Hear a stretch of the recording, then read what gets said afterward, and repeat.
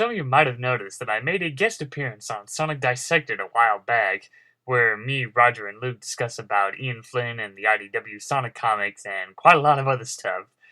But yeah, it was fun. Finally got my wish come true. Now I can cross that off my bucket list. Hooray! Because Roger pretty much knows how much of a pest I've been in, pestering him about, hey, I'd like to be featured on Sonic Dissected when you do Archie Sonic, yada yada. But yeah.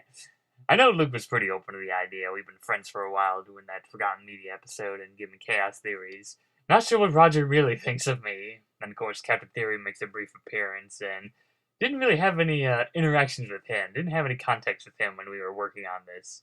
But other than that, yeah, I had fun doing this little video. After I'd finished scripted and recorded all of my lines for this guest appearance, a lot of them made it into the video and some of them did not. So here's a collection of some dialogue that I recorded that didn't make it into the final cut.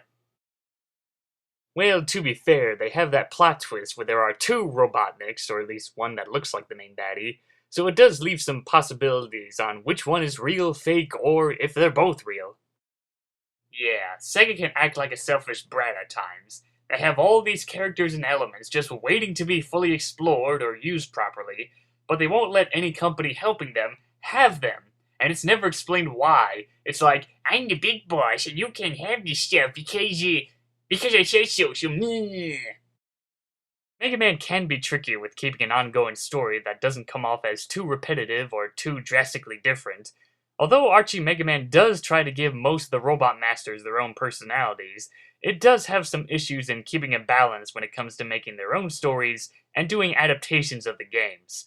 The other previous Mega Man comics were, interesting, like the Brazilian Mega Man comics. Although I haven't read them, I have heard that they're really extreme, like bloodshed and sexualizing role.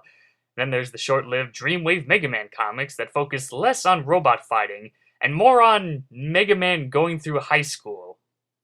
Fascinating. Well, the way I see it, the story comes off as more of a comedy, like it's the Sonic version of It's a Mad, Mad, Mad, Mad World. There's a shiny MacGuffin and everybody wants it. And it feels like a break from the usual ongoing story arcs on character depth and such.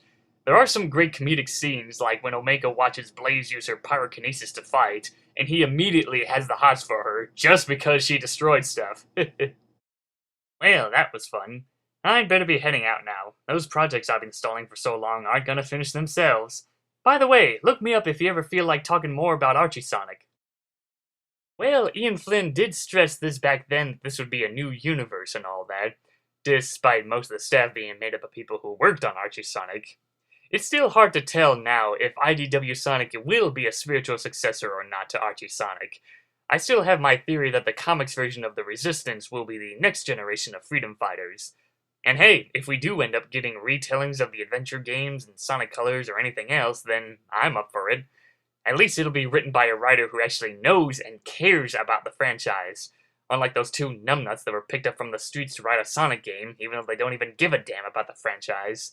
It's fun to see retellings of stories, whether they be close to the original with some improvements, or if it turns out to be very drastically different, like Fleetway Sonic's version of Sonic Adventure. Man, that was a dark story.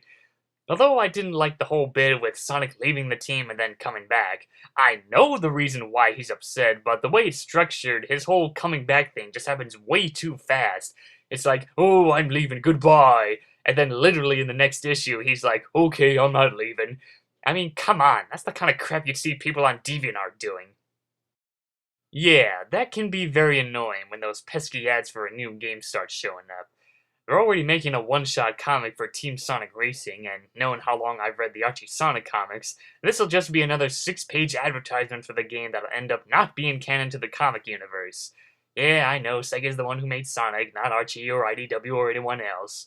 But when you're trying to immerse yourself in this new universe, and then you have these comics that are showing up that are being made only to advertise a certain game, yeah, that can be very distracting.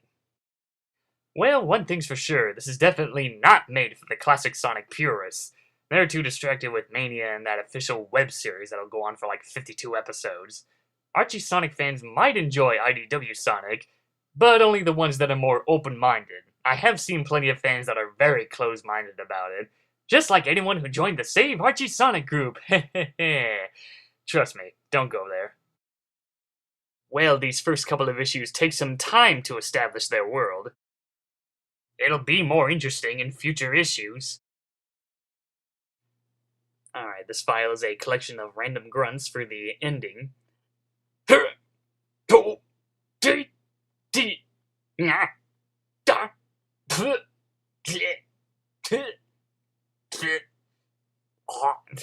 Okay, I think that's enough.